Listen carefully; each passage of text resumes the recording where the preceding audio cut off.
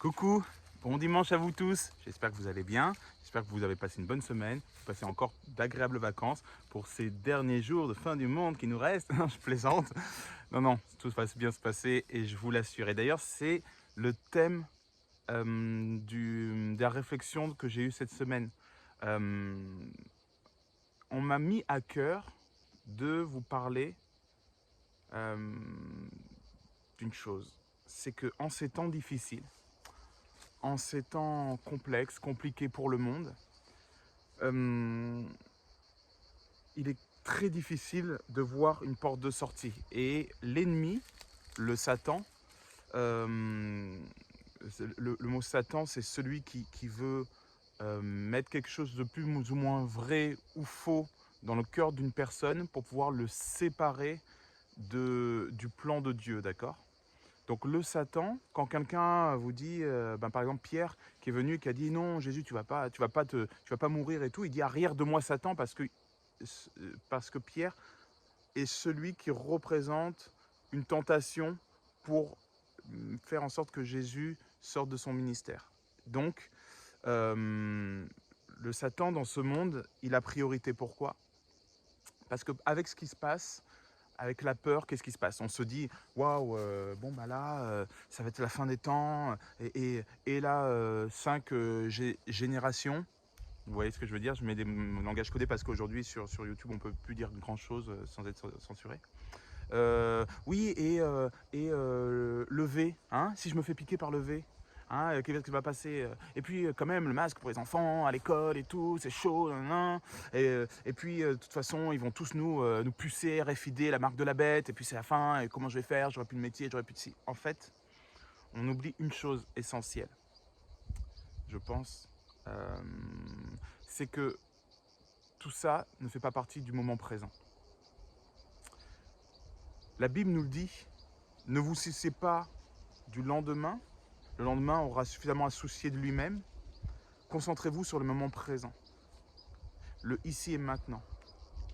Dieu nous invite à nous concentrer sur le ici et maintenant.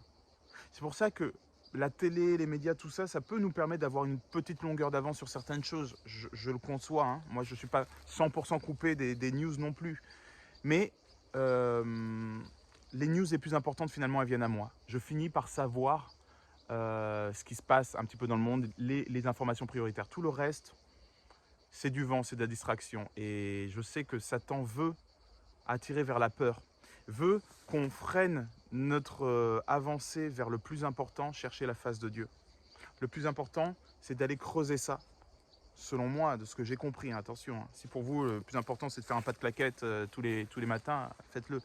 Mais selon ce que j'ai compris d'après la Bible, si Dieu est vivant, si Dieu existe, alors il n'y a pas plus important que d'aller le rencontrer. Et c'est dans le moment présent qu'on le rencontre. Dieu n'aime pas le futur, il n'aime pas le passé, il aime le présent pour nous, d'accord? Satan déteste le présent. Satan veut toujours détourner de ce qu'on a et veut attirer le regard vers ce qu'on n'a pas ou vers ce qui pourrait nous arriver. Et dans ce cas-là, on choisit la sécurité et plus la souveraineté de Dieu. On choisit la confiance en l'argent et plus la confiance en Dieu et au fait qu'il pourra subvenir. On va mettre notre confiance malheureusement dans le monde et plus dans sa présence. Vous voyez? Et la foi, c'est quoi? C'est de croire sans voir que Dieu nous soutiendra, même dans les moments où tout paraît impossible, où la porte de sortie semble impossible à atteindre. Donc Dieu, il a toujours conduit ses enfants. Et il le dit, hein, il le dit très clairement. Donc là, c'est le passage dont je vous parlais. Il dit, en priant, ne multipliez pas les vaines paroles comme les païens qui s'imaginent qu'à force de paroles, ils seront exaucés. Ne leur ressemblez pas, car votre Père sait de quoi vous avez besoin avant que vous lui demandiez. Il sait. Vous avez besoin d'une grosse voiture, il sait que vous avez besoin d'une voiture. Ce qu'il va faire, c'est qu'il va vous travailler pour que vous ayez besoin d'une voiture et plus d'une grosse voiture. Vous voyez? Mais il sait, avant même que vous le demandiez. Vous pouvez lui demander, mais il vous dit, c'est même pas la peine d'essayer de me demander, de toute façon, je sais. Regardez ce passage. Donc là, on est dans Matthieu 6, toujours.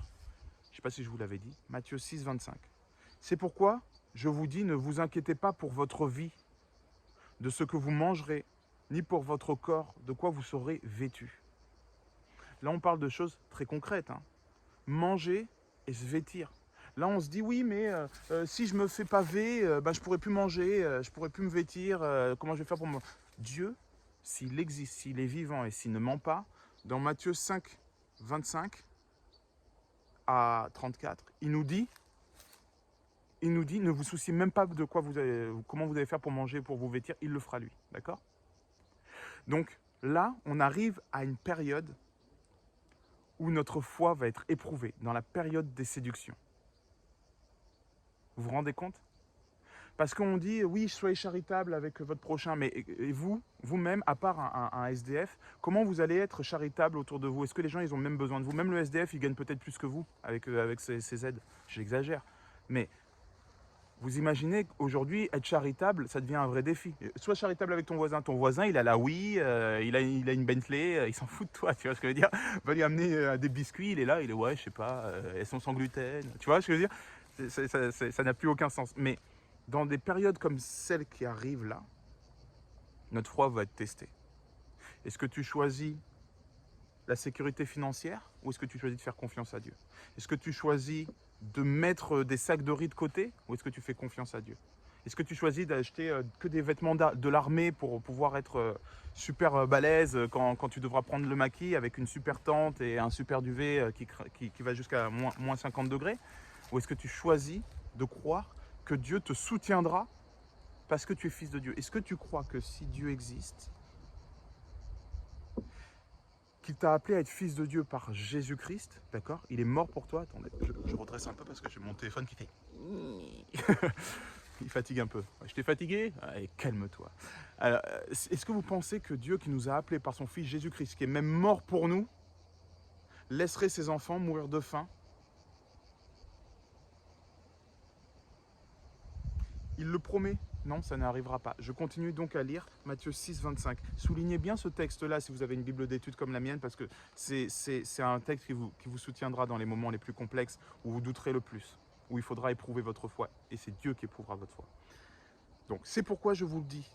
Ne vous inquiétez pas pour votre vie, de ce que vous mangerez, ni pour votre corps, de quoi vous serez vêtu. La vie n'est-elle pas plus que la nourriture, et le corps plus que le vêtement? Regardez les oiseaux du ciel. Ils ne sèment ni ne moissonnent. Et ils n'amassent rien dans les greniers. Ce pas des survivalistes, les pigeons. Et notre Père, et votre Père, pardon, céleste, les nourrit. Ne valez-vous pas beaucoup plus qu'eux? Qui de vous, par ses inquiétudes, peut ajouter une coudée à la durée de sa vie? Et pourquoi vous inquiétez au sujet du vêtement? Considérez comment croissent les lys des champs. Ils ne travaillent ni ne filent. Cependant, je vous dis que Salomon, même dans toute sa gloire, n'a pas été vêtu comme l'un d'eux. Si Dieu revêt ainsi l'herbe des champs, qui existe aujourd'hui et qui demain sera jetée au four, ne vous vêtira-t-il pas à plus forte raison, gens de peu de foi? Ne vous inquiétez donc point et ne dites pas que mangerons-nous, que boirons-nous, de quoi serons-nous vêtus, car toutes ces choses, ce sont les païens qui les recherchent, pas les fils de Dieu. Votre Père céleste sait que vous en avez besoin. Cherchez premièrement le royaume de la justice de Dieu, et toutes ces choses vous seront données par-dessus. Ne vous inquiétez donc pas du lendemain, car le lendemain aura soin de lui-même. À chaque jour suffit sa peine. C'est écrit. C'est écrit. C'est pas un délire du petit Rasta devant la caméra, d'accord? Donc on choisit maintenant, tous ensemble, allez, tous ensemble, on choisit. Dieu est avec nous. Dieu, je te supporte, je suis avec Dieu, oui. Non, alors, tous ensemble, on va devoir faire un choix. Est-ce qu'on fait le choix de penser que Dieu est souverain et qu'il pourvoira à nos besoins, ou est-ce qu'on fait le choix de s'en remettre à nos propres forces, en priant de temps en temps Dieu, hein, mais aux propres forces pour voir venir? Ce que je pense moi, par rapport à ce que je vois, et je l'étudie depuis, j'ai un bac plus 8 de complotiste, d'accord? De ce que je vois, c'est cuit. si on est dans le monde, c'est cuit. C'est impossible. Ça ressemble à l'impossible, d'accord, ce qui arrive. Mais maintenant, vous, si vous êtes né de nouveau, si vous croyez que Dieu pourvoira et que vous cherchez sa face, vous n'aurez plus qu'à avancer. Attention, ne me faites pas dire ce que je n'ai pas dit. Ça ne veut pas dire rester dans l'oisiveté, ne plus bouger, dire Dieu va me parler, il va me dire, voilà, c'est lui qui va me donner, il va me créer un burger dans la bouche. Qu'est-ce que tu fais, chérie? Il va me nourrir. Non, c'est pas ça. C'est pas ça. C'est d'avancer avec une absolue confiance, d'accord? Imaginez quand vous marchez, ok? Quand vous marchez et que vous arrivez dans une salle. Imaginez, vous êtes là. Salut, moi c'est Raph. Eh bien, en réalité, ça, voilà ce qui se passe dans le monde spirituel. Autour de vous, vous avez deux anges ultra massifs qui sont là avec des armes, avec des grosses épées comme ça. Et toi, tu avances et en fait, tu es comme ça. Asseyez-vous. C'est sécurisé? Merci les gars, vous êtes au top. Ok? Vous êtes fils de Dieu. Vous vous rappelez ce qui s'est passé dans le désert? 40 jours et 40 nuits dans le désert, 40 ans plutôt, 40 ans et 40 et beaucoup plus de nuits que ça, dans le désert pour les Hébreux quand ils sont partis d'Égypte. Il y avait des colonnes de feu la journée et des colonnes de nuée la nuit, d'accord? Donc, personne ne pouvait les approcher. Quand on lit les Écritures, on voit même que le pharaon a essayé d'approcher et pouf, il s'est fait éjecter. C'est comme ça qu'il est mort, le pharaon. Voilà, bon, ça c'est... Allez vérifier. Mais ils étaient inattaquables, inapprochables. Pourtant, ils étaient à moitié, quasiment à poil dans le désert. Qu'est-ce qu'a fait Dieu? Il les a nourris, il les a protégés et il les a habillés. Ce que je voulais dire, c'est que quand vous marchez avec vos deux anges, vos deux gros gardes du corps bodybuildés dans l'invisible, les démons, ils vous voient arriver, ils font « Ah non, c'est lui! Ah non, c'est elle! Oh là! Cachez-vous, cachez-vous, mince! Non, il va parler, il va encore parler de Jésus! » D'accord? Parce que vous êtes mandatés. Vous êtes ambassadeurs de Christ. Il le dit. Donc, imaginez que dans l'invisible, vous avez des barrières de feu, des barrières de nuée, d'accord? Dans le spirituel, hein, on ne parle pas de vraies barrières de feu. Mais on parle de quelque chose qui, dans le monde spirituel, a le même effet. Ça brûle, d'accord? Si vous avancez comme si vous n'aviez pas ça, c'est comme un ambassadeur qui viendrait dans un autre pays et qui resterait bloqué à l'hôtel en disant « Non, j'ai peur de parler aux gens » et qui repartirait d'aussi belle. Vous n'aurez aucune efficacité, vous ne serez pas rémunéré. D'accord? Et si vous étiez rémunéré, vous serez rémunéré injustement parce que vous n'œuvreriez pas pour le royaume. Là, vous êtes envoyé dans le monde pour ça. Maintenant, ce que je vous dis, c'est que Dieu est souverain. Si vous brûlez, si on vous attaque, c'est parce que Dieu le veut bien. Peut-être que vous demandiez une grosse voiture et que Dieu vous travaille pour que la grosse voiture devienne une voiture. D'accord? Dieu va travailler vos cœurs, va vous éprouver comme le feu, va éprouver votre foi et va faire de vous un enfant qui grandit. Il répondra toujours à vos prières. Toujours à vos prières. C'est aussi une promesse, d'accord? Dieu répond toujours aux prières. Ça ne veut pas dire qu'il répond favorablement, mais par contre, il va répondre. Tu demandes une grosse voiture, il va répondre à ta prière. Il va te dire, voilà ce dont tu as besoin, ce n'est pas d'une grosse voiture, mais d'une voiture. Et je vais peut-être te donner une mobilette pour te déplacer. Voilà ce que tu as besoin, c'est de te déplacer. Voilà comment Dieu répond. Mais il va répondre, à coup sûr. Donc attention aussi à ce que vous demandez. C'est là où c'est intéressant. Parce que quand vous lisez ça, vous demandez de façon plus correcte. Lisons dans Deutéronome 8, de 1 à 10, ce qui est dit. D'accord? C'est au moment de la sortie d'Égypte, dans le désert. Vous observerez, vous mettrez en pratique tous les commandements que je vous prescris aujourd'hui, afin que vous viviez, que vous vous multipliez et que vous entriez en possession du pays que l'Éternel a juré de donner à vos pères. C'est une image de ce qui nous attend à nous, d'accord? Ce qu'ils ont vécu dans les 40 jours, c'est une image pour nos temps modernes, pour ceux qui ont Yeshua en tant que sauveur et Seigneur. Donc je continue. Souviens-toi de tout le chemin que l'Éternel ton Dieu t'a fait faire pendant ces 40 années dans le désert, afin de t'humilier et de t'éprouver pour savoir quelles étaient les dispositions de ton cœur et si tu garderais ou non ses commandements. Donc, les famines, c'est pas l'ennemi, c'est pas le diable qui a envoyé ça, c'est Dieu. Le pharaon, c'est pas le diable qui a envoyé le pharaon, c'est Dieu. C'est Dieu qui a endurci son cœur. Le fait qu'il soit attaqués par les serpents et tout, c'est pas le diable, c'est pas le Satan qui a envoyé. Satan ne peut rien. Dieu est souverain. C'est Dieu, d'accord? Mais Dieu a fait ça pour que ses enfants aient non seulement le pays de l'Éternel, le pays promis,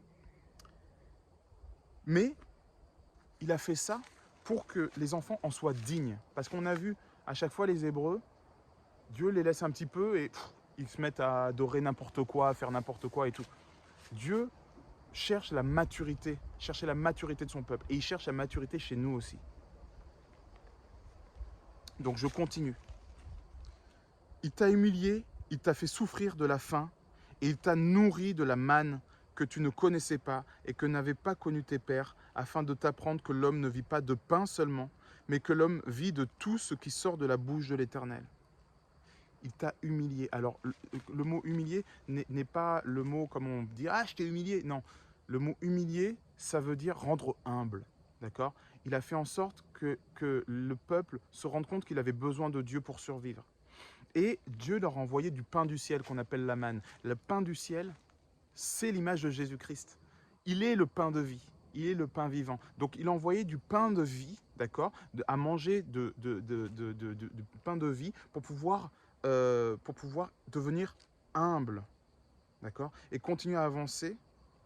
Et c'est Dieu qui a envoyé ça et qui a éprouvé. Il n'a pas mis à l'épreuve, il a éprouvé comme par le feu. Quand on éprouve du fer, pour par exemple faire une belle épée ou faire une belle sculpture en fer, on l'éprouve par le feu. On le met au feu et après on tape dessus, ding, ding, ding, ding, d'accord? Et c'est ce que Dieu fait.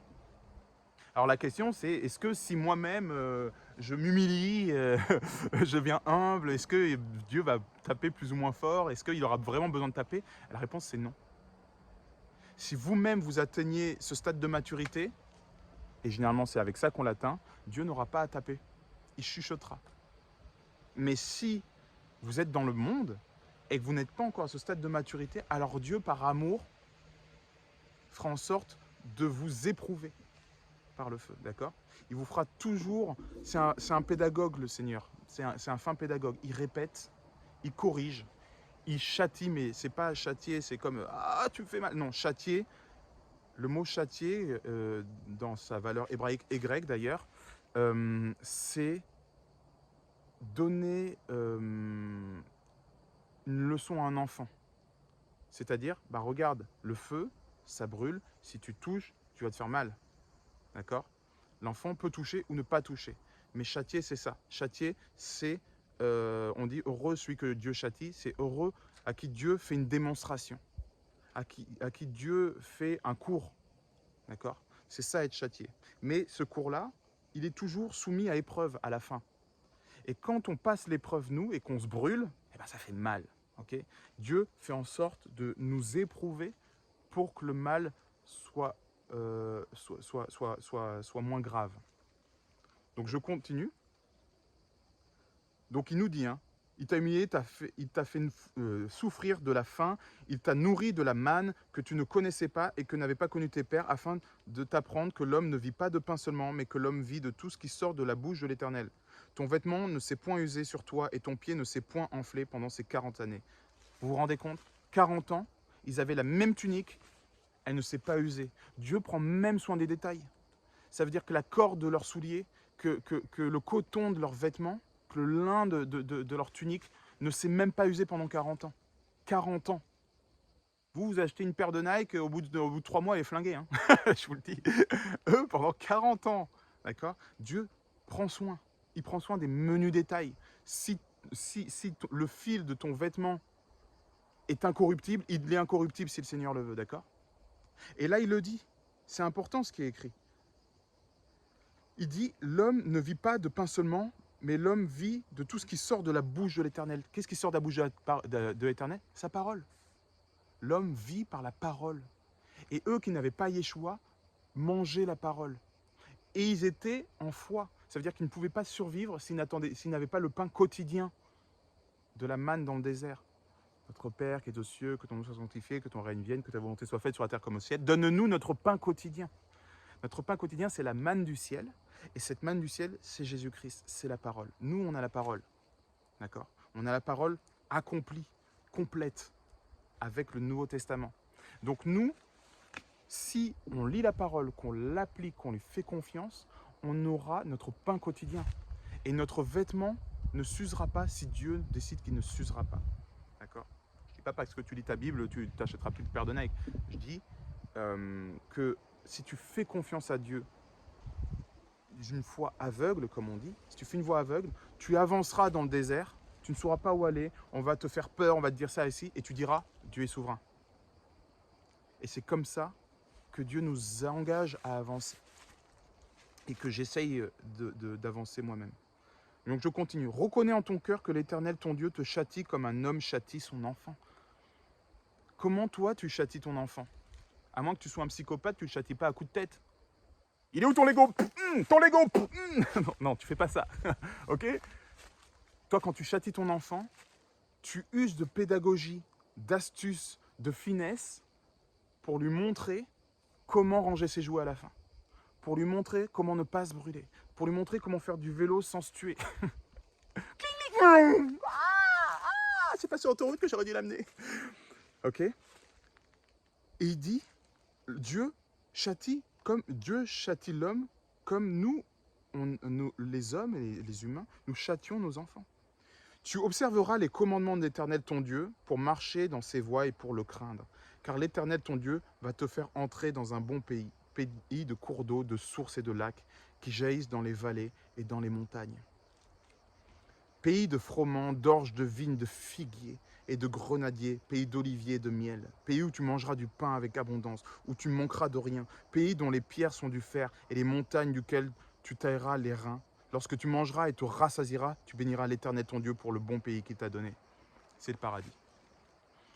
Si on marche dans les voies que l'Éternel a décidées pour nous, nous allons droit vers cette récompense, une fin de souffrance complète. Mais, dans sa bonté extrême, même dans le temps de marche, dans le désert, où nous allons vers cette magnifique promesse, Dieu nous garde. Dieu nous garde, il garde même nos vêtements, nos souliers, et il fait en sorte qu'on puisse manger, qu'on puisse nourrir notre famille, il sait de quoi on a besoin. Il nous demande juste d'avoir la foi. Les amis, comment dire? C'est de la folie. C'est de la folie ce que je vous raconte, parce que dans la mémoire commune, ce que je dis, c'est fou. On se dit, ben oui, mais il va se tuer le garçon, il est gentil, mais s'il croit ça, il va avancer aveuglement, il va juste se prendre une grosse tarte. Oui, c'est une folie pour les hommes. Regardez, je lis maintenant 1 Corinthiens 1, versets 18 à 29. Il dit, car la prédication de la croix est une folie pour ceux qui périssent. Ceux qui périssent, c'est ceux qui n'auront pas la vie éternelle, d'accord? En tout cas, pas la vie éternelle avec Dieu. Donc le monde. Ceux qui ne connaissent pas Dieu. Car la prédication de la croix est une folie pour ceux qui périssent. Mais pour nous qui sommes sauvés, elle est une puissance de Dieu. Aussi est-il écrit, je détruirai la sagesse des sages. Ce que je dis n'est pas sage, c'est une sagesse qui vient de Dieu, mais qui est une folie pour le monde. Et Dieu détruira cette sagesse, d'accord, par cette folie. Donc il dit, je détruirai la sagesse des sages et j'anéantirai l'intelligence des intelligents. Où est le sage? Où est le scribe? Où est le disputeur de ce siècle, celui qui contredit? Dieu n'a-t-il pas convaincu de folie la sagesse du monde? Parce que quand on voit tous les scientifiques qui étudient les planètes, qui étudient les strates, qui étudient l'histoire, ils tombent sur un os à chaque fois, ils tombent sur Dieu. Et c'est une folie pour eux. Et à chaque fois, ils n'arrivent pas à aller jusqu'au bout de leur argumentation. L'homme vient du singe. Maintenant, regarde, bam. Et là, comment t'expliques ça? L'intelligent est détruit, la sagesse est détruite. Et il tombe sur la folie que Dieu a mise pour convaincre ce monde qu'il existait. Parce que Dieu n'est en aucun cas cartésien. L'homme est cartésien. L'homme, Dieu, est spirituel. Et son œuvre est folie pour le monde.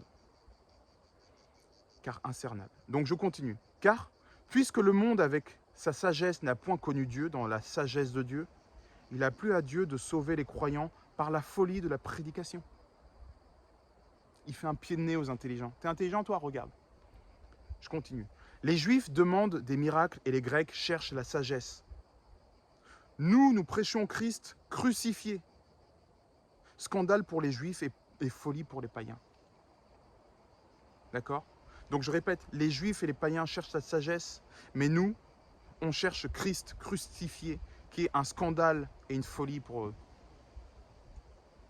Je continue. Mais puissance de Dieu et sagesse de Dieu pour ceux qui sont appelés, tant juifs que grecs. Tout le monde est appelé à venir vers Dieu, à venir avec lui, à devenir son enfant. D'accord? C'est la puissance de sa sagesse et non l'intelligence du monde qui appelle les enfants, qui appelle le monde. Et ceux qui l'acceptent, qu'ils soient juifs, grecs, païens, tout ce que tu veux, ils sont acceptés bras ouverts, mais ils vont devoir mettre de côté leur logique humaine et ils vont devoir s'abandonner à la folie, à la foi pure. C'est ce que Dieu veut.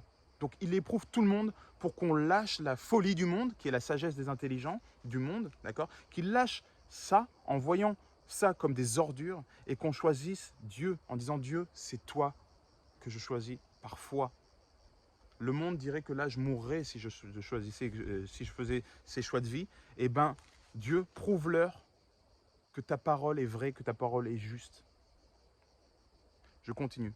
Car la folie de Dieu est plus sage que les hommes et la faiblesse de Dieu est plus forte que les hommes. Considérez, frères, que parmi vous, qui avez été appelés, il n'y a ni beaucoup de sages selon la chair, ni beaucoup de puissants, ni beaucoup de nobles. Mais Dieu a choisi les choses folles du monde pour confondre les sages. Dieu a choisi les choses faibles du monde pour confondre les fortes. Et Dieu a choisi les choses viles du monde et celles qu'on méprise, celles qui ne sont point pour réduire à néant celles qui sont, afin que nulle chair ne se glorifie devant Dieu.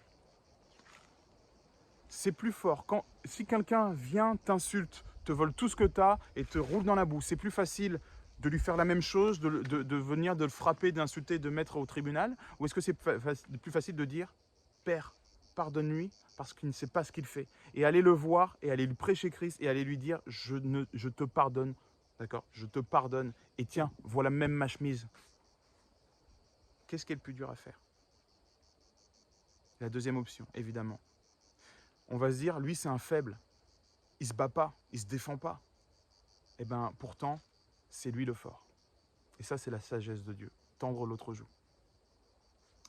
Donc, quand on se rend compte de la folie de Dieu par rapport au monde, hein, qui est la sagesse en réalité, qui est la sagesse absolue, et c'est nous qui sommes dans la folie, dans notre sagesse et dans notre intelligence, dans le monde, d'accord? C'est nous qui sommes folie. Mais Dieu est souverain en fait.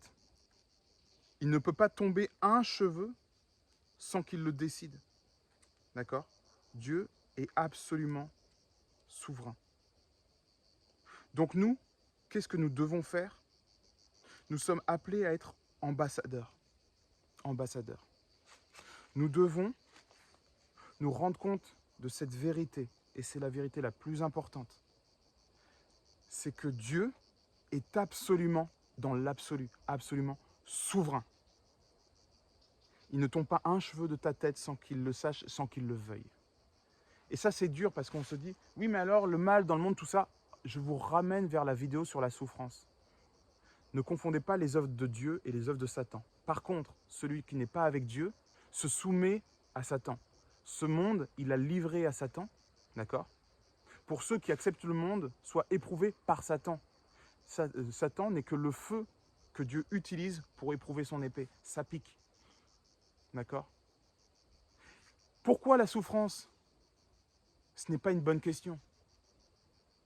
La bonne question, c'est pour, plus loin, quoi la souffrance? Qu'est-ce que cette souffrance va amener à celui qui a Dieu? Le pourquoi, le premier pourquoi tout attaché, est un mystère pour l'homme.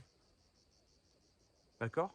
Vous le saurez quand vous serez passé de l'autre côté. C'est un mystère pour l'homme. Nous sommes dans la matière, nous sommes sous le péché d'Adam et Ève. C'est un mystère, le fruit défendu et le fait de manger la manne et la parole pour pouvoir rester en vie. Tout ça est un mystère. Ça ne sera pas donné à l'humain de le découvrir de notre vivant, d'accord?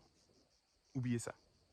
Ce qui nous est possible de comprendre, par contre, c'est le pourquoi. Pourquoi j'ai eu cette humiliation à mon travail? Parce que maintenant, j'ai appris à m'humilier, à avoir un cœur brisé. Et un cœur brisé, c'est un cœur qui jaillit de sa lumière. Un cœur brisé, c'est un cœur circoncis. Quand on circoncisait les Juifs, vous vous rappelez, on enlevait un bout de prépuce et c'est fini. Quand ce qui est enlevé est enlevé, ça ne va pas repousser, d'accord? Vous pouvez prier longtemps, hein, ça ne repoussera pas. Désolé les gars. La circoncision du cœur, il nous dit, Jésus, Dieu nous parle beaucoup dans la Bible de la circoncision du cœur. La circoncision du cœur, c'est quelque chose qui est coupé, enlevé et qui ne reviendra pas. On appelle ça la brisure. Parce que quand vous êtes vraiment brisé et qu'il y a quelque chose que vous aviez, par exemple l'orgueil, qui, merci, au revoir, ça c'est la circoncision du cœur. C'est là que vous recevez la plénitude du Saint-Esprit qui peut commencer à vraiment travailler en vous. Si vous êtes brisé, vous pleurez, que vous comprenez des choses et que grâce à cette souffrance, qui est injuste, hein, on est d'accord, grâce à cette souffrance, vous vous humiliez, vous devenez humble et vous arrivez à vous en remettre qu'à Dieu, à sa sagesse et à sa souveraineté, à ce moment-là, il y a quelque chose qui est enlevé, c'est la circoncision du cœur. D'accord? Donc, qu'est-ce qu'il faut faire une fois qu'on a compris ça? Il faut devenir son ambassadeur. Dans 2 Corinthiens 5, 17, il est écrit. Donc 2 Corinthiens 5, 17. Si quelqu'un est en Christ, il est une nouvelle créature. Les choses anciennes sont passées. Voici, toutes choses sont devenues nouvelles. Vous vous rappelez la folie du monde? Tout ça s'est passé. Et maintenant, c'est la sagesse de Dieu qui est devenue nouvelle. Vous en remettez plus au monde, mais vous en remettez à Dieu. Et tout cela vient de Dieu, qui nous a réconciliés avec lui par Christ et qui nous a donné le ministère de la réconciliation. Car Dieu était en Christ, réconciliant le monde avec lui-même et n'imputant point aux hommes leur offense. Et il a mis en nous la parole de la réconciliation. Nous faisons donc les fonctions d'ambassadeurs pour Christ. Comme si Dieu exhortait par nous. Nous vous en supplions au nom de Christ, soyez réconciliés avec Dieu. Vous savez, on parle souvent de ministère dans l'Église, ministère de guérison, ministère comment on appelle ça, bon, il y a 5 ministères, d'accord, 5 grands ministères. Eh bien là, vous avez le ministère commun à n'importe quel chrétien. Le ministère, il le dit, hein, il dit, par Christ, et qui nous a donné le ministère de réconciliation. Ne cherchez pas si vous avez tel ministère ou tel ministère ou tel ministère, tel don. Non, vous avez un ministère déjà, dont vous devez vous occuper maintenant en tant qu'ambassadeur. C'est le ministère de réconciliation. Vous devez vous-même vous réconcilier avec Christ, c'est-à-dire vous réconcilier avec les douleurs, avec les souffrances que lui-même a autorisées pour que vous soyez éprouvés, pour que vous rentriez en sagesse, en intelligence et surtout pour que vous soyez mature en Dieu, d'accord? Vous allez vous réconcilier avec ça, prendre ces souffrances, les malaxer, les donner à Dieu, les mettre en lumière, lire sa parole et écouter pourquoi c'est arrivé. En faisant ça, vous allez pouvoir réconcilier les gens avec leur vie. Quand je vois les gens, la plupart du temps, quand j'évangélise quelqu'un, la plupart du temps, il se met à pleurer au moment où je lui dis « Mais t'as pas vu que Dieu t'aimait depuis le début et tu n'as pas compris que ces souffrances ne venaient pas de lui, mais venaient de l'ennemi? T'en as pas marre? C'est pas lourd à porter tout ça? Tu voudrais pas déposer tes bagages ?» À ce moment-là, la personne cède. Parce qu'elle se rend compte qu'il y a quelqu'un qui l'aime et qu'elle, par ses propres forces, c'est trop lourd. Et à ce moment-là, elle choisit Dieu. Elle choisit Dieu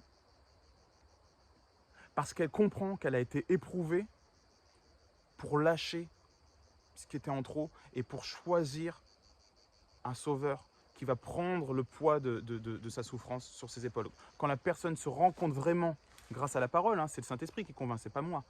Mais quand elle entend ces paroles-là, boum, son esprit l'entend et fait oh, c'est ça.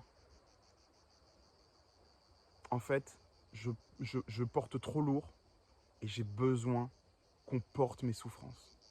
Et depuis le début, j'ai refusé de donner mes souffrances à Dieu qui cherchait à m'aider. Oh, à ce moment-là, voilà, ça c'est la réconciliation. Donc le ministère de réconciliation, c'est réconcilier les gens avec Dieu. Comment on réconcilie quelqu'un avec Dieu? On lui explique ce qu'a fait Dieu pour lui. On lui explique ce que Satan fait contre lui. Et on est charitable. Et oui, tu veux réconcilier quelqu'un avec Dieu? Ben, vas-y, essaye de réconcilier quelqu'un avec Dieu en disant, bon, ça va? Allez, à plus. Ouais, mais si derrière tu le bénis en lui donnant 20 balles, il se passe quoi? D'un coup, il va se dire, waouh, j'ai été touché. Si tu le bénis en lui donnant un gâteau, si tu le bénis en l'appelant, si tu le bénis en le visitant, en visitant cette personne seule, si tu le bénis en prenant des nouvelles fréquemment, si tu le bénis en lui offrant une Bible, si tu le bénis en lui offrant des cadeaux, qu'est-ce qui va se passer? Il va se dire, waouh, cette femme de Dieu, cet homme de Dieu a agi vraiment en tant que fou. Il ne me connaît pas et il me bénit avec des cadeaux. Il m'appelle, il prend soin de moi, il est vraiment gentil, il n'y a pas de vice en elle. Et je vois sa vie, elle est droite. C'est ça un ambassadeur. On doit incarner ce que Dieu veut de nous. D'accord? Par exemple, on lit dans Galates 5, 22, quels sont les fruits du Saint-Esprit? Celui qui a le Saint-Esprit, il est. Alors, on lit. Mais le fruit de l'Esprit, c'est l'amour, la joie, la paix, la patience, la bonté, la bénignité, le fait de bénir, la fidélité, la douceur, la tempérance. Je répète, c'est Galates 5, 22. Donc, si on veut être un bon ambassadeur, on se doit d'être charitable, d'accord? Mais alors, être charitable, moi je vous le dis, être charitable, c'est s'attirer les bénédictions de Dieu. On n'est pas charitable parce qu'on veut les bénédictions de Dieu, on est charitable parce qu'on aime Dieu et qu'on sait que Dieu aime ses enfants et on veut aller bénir ses enfants en son nom et pouvoir passer le message que Dieu veut passer à travers nous, d'accord? C'est différent. Mais écoutez ça, dans Malachie 3, 10, il est dit « Apportez à la maison du trésor toutes les dîmes ». Donc apporter dans la maison du trésor, c'est la maison d'Éternel. Toutes les dîmes, c'est le tribut qu'on doit à Dieu. C'est l'argent qu'on donne à Dieu. Vous savez, dans les églises, on demande souvent la dîme, c'est 10% de notre salaire, des trucs comme ça et tout. Ben ça, c'était ça. À l'époque, il y avait la dîme. Et là, Dieu dit, apportez à la maison du trésor toutes les dîmes, afin qu'il y ait de la nourriture dans ma maison.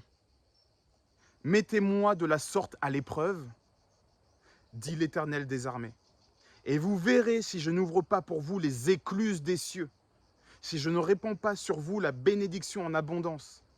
Pour vous, je menacerai celui qui dévore, et il ne vous détruira pas des fruits de la terre. Et la vie ne sera pas stérile dans vos campagnes, dit l'Éternel des armées. Toutes les nations vous diront heureux, car vous serez un pays de délices, dit l'Éternel des armées. Ok, secret, ça c'est cadeau. Dieu nous dit là que si on le met à l'épreuve en bénissant les gens de sa maison, il nous dit, tu vas voir si je ne vais pas ouvrir les écluses des cieux. Essayez de donner au nom de Jésus 5 € à quelqu'un dans la rue. Testez Dieu, mettez-le à l'épreuve. Essayez d'aller bénir un chrétien. Et appelez-moi si vous n'avez pas reçu le double dans la semaine. C'est une loi spirituelle. C'est une folie pour le monde. C'est une folie pour le monde, mais ça fonctionne. Autant que c'est une folie pour le monde de guérir quelqu'un au nom de Jésus, d'accord? Ou qu'une jambe se rallonge. C'est une folie pour le monde. Eh bien, ça c'est vrai. Ça existe, les guérisons existent. Et l'abondance par la charité existe. Vous serez beaucoup plus riche en bénissant qu'en cherchant à vous enrichir. C'est une promesse garantie. Mais en plus de ça, vous accumulez pour les cieux. C'est pas une blague. C'est pas une blague. Quelqu'un de sage, quelqu'un de sage dans le monde, il accumule de l'argent sur un compte épargne et il prie pour il prie pour que son petit placement dans les crypto-monnaies puisse sauvegarder son épargne, d'accord? Quand il y aura le grand reset. Ça, c'est la sagesse du monde. C'est la seule chose qui vous reste aujourd'hui, les gars, les filles. Vous n'êtes pas comme ça, vous êtes la sagesse de Dieu, je le sais. Alors, nous qui avons la sagesse de Dieu, qui voyons et qui tendons vers la sagesse de Dieu, je ne dis pas qu'on est sage, hein, mais je dis que nous qui comprenons ça et qui voulons tendre vers ça, notre sagesse pour notre épargne, c'est de tout dépenser, de tout donner aux pauvres et de suivre Jésus. Je ne vous dis pas de tout dépenser, je ne vous dis pas de tout donner. Je vous dis que la loi de la charité est une loi céleste qui est énorme.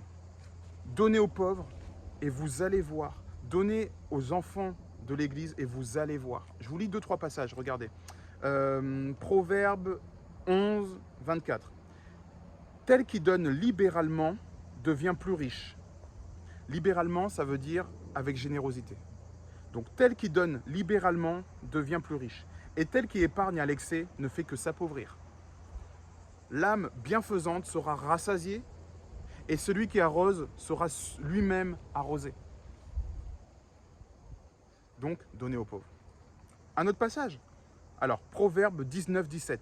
Celui qui a pitié du pauvre prête à l'Éternel, qui lui rendra selon son œuvre. Quand vous prêtez aux pauvres, vous prêtez à Dieu lui-même. C'est comme si Dieu disait, tiens, mince, t'as pas 2 balles? Ouais, j'ai 2 balles, Seigneur, tiens. Il va faire, ok, tiens, bon, je te rends 2000, hein, parce que... Mais merci, hein. Voilà ce que fait Dieu, voilà ce que nous dit Dieu. Est-ce que vous vous rendez compte de ce que je vous raconte? Si demain vous êtes à moins 5000, vous vous entêtez jusqu'à moins 10 000, vous donnez tout aux pauvres et vous allez sûrement récupérer plus 10 000. Ne faites pas ça. Je vous dis juste que celui qui a foi fait ce que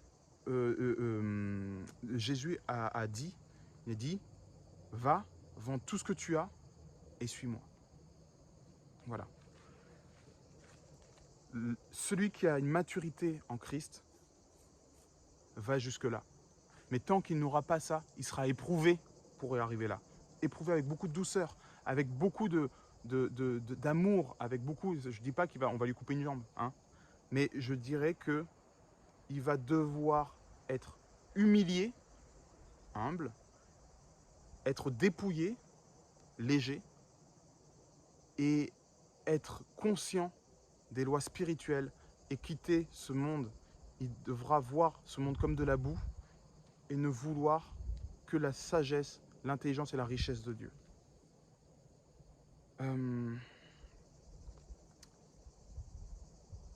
Encore un petit, encore un petit passage, regardez celui-là. Je l'aime bien celui-là.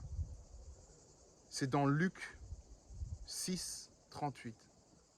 Donnez et il vous sera donné. On versera dans votre sein une bonne mesure, serrée, secouée et qui déborde. Car on vous mesurera avec la mesure dont vous serez servi. Donnez et il vous sera donné.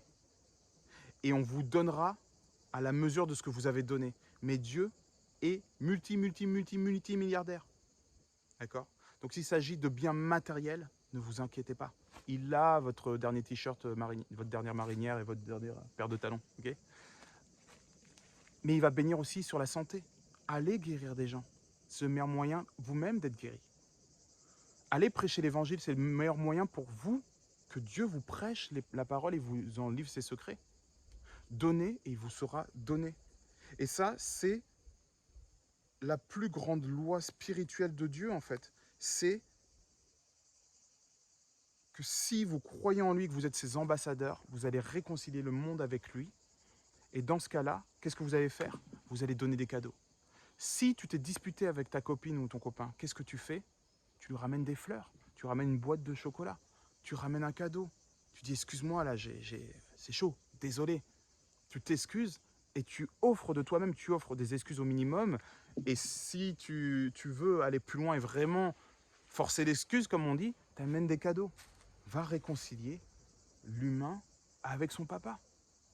Toi, tu es réconcilié? Waouh! Gloire à Dieu, merci Seigneur. Mais il y en a plein qui ne le connaissent pas encore et qui passent à côté de leur héritage éternel. Il est donc de notre devoir d'aller faire les ambassadeurs de Christ. Qu'est-ce que faisait Christ? Il était généreux. Il était généreux dans ses paroles, généreux dans ses actes. Il guérissait les malades, même qui ne croyaient pas. Hein. Et il donnait de l'argent, il donnait de... Voilà, il y avait une bourse, on le sait, il distribuait aux pauvres, il donnait du pain et des poissons à ceux qui avaient faim. Il donnait surtout la bonne parole et il a donné sa vie. Il allait jusqu'à donner sa vie. Okay, si ça, ce n'est pas le cadeau absolu. Pour que l'homme soit réconcilié avec le Père. Vous êtes des petits Christ, qui se dit chrétien. D'accord? Ça veut dire petit Christ. Si vous êtes des petits Christ, vous devez montrer aux enfants de Dieu la générosité de leur papa. Et pour faire ça, dans un monde capitaliste, ça passe par l'argent. Ça passe par les biens matériels. Et évidemment, ça passe par la charité. On manque de plus en plus de charité dans le monde. Tant mieux, ça vous laisse plus de place pour exprimer votre folie. Pourquoi tu fais ça? Parce que Dieu t'aime, mon frérot. Quoi Dieu t'aime. Il m'a dit de te donner 5 balles, je t'ai donné 5 balles. Oui, mais attends, non. Bonne journée. Tout simplement. Donnez gratuitement. Donnez, il vous sera donné. Donc voilà, c'était un peu mon message. Dieu est souverain. Et si vous comprenez ça, votre rôle, c'est de prendre votre ministère et d'aller le représenter sur terre. Et de ne pas vous inquiéter du lendemain. Parce que peu importe ce qu'on vous annonce pour demain, ça n'a aucune importance. Parce qu'il n'y a pas un cheveu de votre tête qui tombera sans que Dieu le veuille. Et si Dieu veut que vous ayez en prison, vous irez en prison. Et c'est là-bas que vous ferez les plus grandes œuvres. Et vous chanterez ses louanges. Et les gens seront sauvés et chanteront vos louanges. Et c'est au paradis qu'on fera les comptes. Vous et moi, on se passera à la table et on fera les comptes. Donc c'est la générosité, la charité qui fera de vous des bons serviteurs. Et à la fin, il vous dira, viens, fidèle serviteur, et profite de ma joie, profite de ma paix.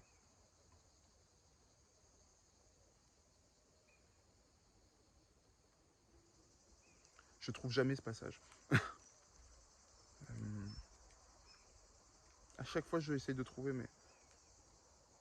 Vous savez, c'est ce moment, c'est les talents où il dit bon et fidèle serviteur.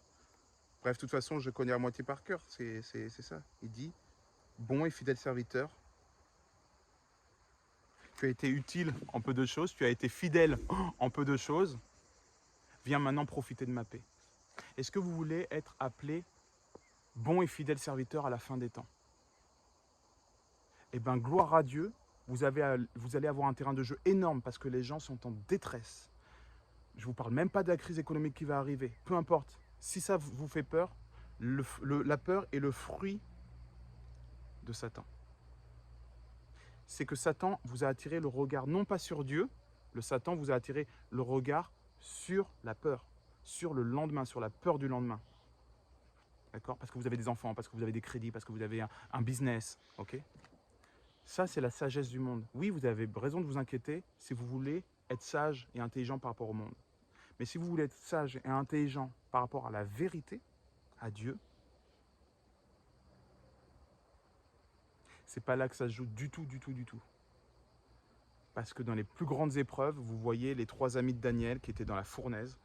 Dans l'épreuve, Dieu est venu, c'était le 4e homme dans la fournaise, il est venu sauver les gens dans la fournaise physiquement. Et même l'odeur de la fumée ne s'est pas attachée à leurs cheveux. Donc voilà, c'est ce que je... Voilà. Soyez des ambassadeurs pour Christ. Allez répandre la bonne nouvelle. Allez répandre sa charité. Allez donner. Donner. Donner. Allez donner, donner, donner. D'accord? Et vous verrez, mettez Dieu à l'épreuve et vous verrez s'il n'ouvre pas les écluses des cieux pour vous. J'espère que cet enseignement vous a touché comme moi il m'a touché quand je l'ai reçu. Je l'ai vraiment reçu et téléchargé dans ma chambre. Ça veut dire que j'étais là dans la chambre et d'un coup, et il m'envoie ces informations-là qui, je pense, sont encore plus efficaces que quand moi-même j'allais par mes propres forces chercher dans la Bible pour vous. Ces formats me plaisent parce qu'elles sont juste la résultante d'une semaine de méditation avec Dieu. Quand je dis méditation, on ne parle vraiment pas de New Age, ok? Je vais finir par ça. Dieu m'a donné une histoire avant-hier. C'est l'histoire d'un marin. Vous savez que j'aime bien les marins. C'est l'histoire d'un marin qui part du monde. Ce monde était en guerre, ce monde était affamé, ce monde était un monde terrible, d'accord? Il le quitte pour aller vers ce qu'il pense être une meilleure destination. Il prend la mer avec son voilier. Il nage, il nage, il nage. Et là, il se dit, waouh, toujours pas de terre, toujours pas de terre, toujours pas de terre. Il commence à paniquer et tout. Il y a Satan qui fait, toujours pas de terre, toujours pas de terre, toujours pas de terre, toujours pas de terre, toujours pas de terre. Ouais, bah c'est bon, j'ai compris. Et là, il panique, il fait, oh, bon, ok, ce que je vais faire, c'est que je vais faire demi-tour. Et là, il y a Dieu qui regarde au-dessus de lui, ok? Dieu sait qu'il est allé trop loin. S'il retourne dans le monde, il mourra. S'il va à gauche, il mourra. S'il va à droite, il mourra. Mais il a destiné marin à arriver jusqu'à l'île qui est au bout du chemin, d'accord? Il sait qu'il y a une île paradisiaque. Sur cette île, il y a même femmes et enfants pour lui, d'accord? Il va trouver la femme de sa vie et faire des enfants à qui il pourra apprendre à naviguer, ok? Mais là, lui, marin, il ne sait pas ça. Donc il tire la grand voile, il essaye de faire demi-tour. Et là, Dieu, qu'est-ce qu'il fait? Satan va déchirer sa toile. Oui, maître. Et là, le bateau, il était en train de tourner. Il se remet droit. Marin, il se dit non, c'est pas possible, non, ok. Bon, allez, je vais sortir la rame. Il prend un truc, il prend un mât, il le découpe, il crée une rame géante. Et... Dieu fait. Satan envoie un rocher. Et là, gros rocher, ça casse sa rame, il tombe par terre. Oh non, j'ai faim, j'ai soif, je vais mourir, il faut que je retourne de l'autre côté, il faut que je revienne à la maison, il faut que je retourne sur le monde. Et là, il fait un truc vraiment désespéré. Il prend une corde, il essaie d'attacher au gouvernail et tout, il tire. Il essaie de faire tourner, le bateau arrive à tourner. Et Dieu, il fait. Il envoie un grand vent. Crac, le gouvernail qui part, la corde qui s'élance. Boum, il tombe par terre, il s'assomme. Il se réveille et il voit que le bateau n'a pas changé de cap. Et là, il dit, oh, mais c'est pas possible, je vais mourir, je m'éloigne, je m'éloigne, je m'éloigne, je m'éloigne, je m'éloigne. Et il fait la dernière chose. Il dit, Dieu, pourquoi tu m'as maudit? Pourquoi tu m'empêches de retourner? Tu veux que je meure, c'est ça? Ok, tu vas voir. Il met un gilet de sauvetage. Il prend toutes les dernières vives qu'il a, de l'eau, du pain, et ça, et il saute dans l'eau. Ah, pouf. Et il nage, il nage, il nage. Dieu, il dit, Satan, envoie-lui des courants. Et là, tourbillon, requin. Les requins, ils sautent. Et lui, il est... Il arrive sur le bateau, exténué. Il dit, Seigneur, je m'abandonne à toi. Prends ma vie. Et là, il regarde. Et là, il voit une île. Une île!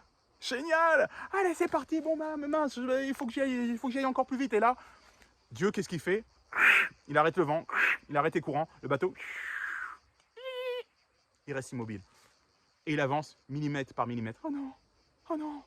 Oh non, j'ai faim, j'ai soif, j'ai soin. Ah non, c'est pas, l'île est là, et là c'est maintenant que c'est Dieu, pourquoi tu fais ça? Pourquoi tu fais ça? Et là, il prend la rame, il commence à recoudre une voile, à essayer de prendre une rame et tout, et ça avance de plus en plus vite, mais c'est toujours tout doucement, tout doucement, tout doucement. Et il rame, il rame, il rame. Et là, il fait, oh, mais j'ai faim. Et là, il y a un poisson qui fait, oh, et il mange le poisson. Oh, merci Seigneur. Allez, bon, allez. J'ai soif, là je peux pas boire d'eau de mer et tout, là qu'est-ce qu'il voit? Il voit une jerrycan d'eau qui flotte, il boit, mais j'ai besoin de m'habiller, comment je fais et tout, là, boum, il voit une mallette Louis Vuitton qui arrive, avec des grosses fourrures, il est là, oh génial, c'est bon et tout, un cigare. Ok, ben et là, il rame, et ça l'amène sur l'île. Il tombe sur l'île, il tombe sur la femme de sa vie, elle dit, tu es arrivé? Ah oui, comment tu t'appelles? Marino. Et toi? Oh, je m'appelle Sophia, la sagesse. Ils s'embrassent, ils font des enfants. Et ces enfants-là, un jour, ils les amènent naviguer. Et ces enfants disent, je vais quitter le bateau. Et là, marin dit, tu sais quoi? Si tu n'arrives pas à tourner à gauche, si tu n'arrives pas à tourner à droite, quoi qu'il arrive, remets-toi en Dieu et va tout droit. Et si jamais ton bateau n'avance pas, n'en veux pas à Dieu, c'est qu'il est en train de t'apprendre à naviguer. Donc vous avez compris, s'il y a la tempête qui souffle, c'est pas que Satan vous attaque, c'est pas que Dieu vous maudit, c'est que Dieu veut vous aider à rester droit. Parce qu'au bout du chemin, il sait ce qu'il y a pour vous, la terre promise. Mais si d'un coup, votre élan vers Dieu, une fois que vous avez compris que vous êtes avec Dieu, s'arrête, c'est que Dieu veut vous pousser à la maturité. Il veut que vous vous en remettiez à lui, à sa foi, à l'invisible, et que vous œuvriez pour lui, que vous alliez vers lui, que vous cherchiez sa face. Et là, vous arriverez à la terre promise. Et pourquoi il veut faire ça? Non seulement parce qu'il veut vous éprouver, mais parce que vous êtes ses ambassadeurs. Quand vous arriverez à destination de là où Dieu vous amener, même si ce n'est pas encore l'après-vie, hein, là où il voudra vous amener, vous ferez des petits. Vous pourrez vous-même instruire les personnes qui galèrent et leur dire « fais confiance à Dieu » et leur donner des conseils. Parce qu'en éprouvant une personne, la Bible nous dit que quand on éprouve un chrétien, Dieu s'en sert pour tout le corps d'Église. On souffre pour le corps entier de l'Église. Tu te casses la jambe, ça te rend humble, et ben cette expérience va être un fort témoignage pour d'autres personnes qui vont pouvoir, grâce à votre témoignage, devenir plus matures en Christ. Okay? Dieu est là du début jusqu'à la fin. Il ne vous a jamais quitté. Il est à côté de vous. Que ce soit dans les souffrances ou que ce soit dans les bénédictions, Dieu est là. Mais Dieu, dans toute cette histoire, comprenez bien une chose. Dieu est le seul ami que vous ayez. Si ça souffle, c'est parce que Dieu sait qu'en soufflant, vous allez arriver à la destination. Et si ça ne souffle pas du tout et que vous êtes immobile, c'est parce que Dieu sait que dans l'immobilité, vous allez regorger de soif et d'envie pour aller vers lui et pour grandir aussi. Dieu, c'est le meilleur pédagogue au monde. Donc, oubliez de vous dire « Ah mais ça va souffler, ou « ça va pas souffler, ça va pas souffler ». Oubliez ça. Mettez votre confiance en Dieu qui vous guidera à bon port, quoi qu'il arrive. Encore merci de m'avoir suivi. Encore merci pour vos commentaires. Mettez des commentaires sous la vidéo si vous avez des questions, si vous avez des réflexions par rapport à ça. On se retrouve sur Telegram, on se retrouve mercredi. Merci pour ceux qui envoient des tips, ça fait plaisir. Et je n'ai pas encore d'informations de papa par rapport au Kickstart mobile, mais ça ne saurait tarder, j'en suis sûr, la rentrée va nous ouvrir plein de portes. Ok? Soyez richement bénis. Au nom du Père, du Fils et du Saint-Esprit. Merci.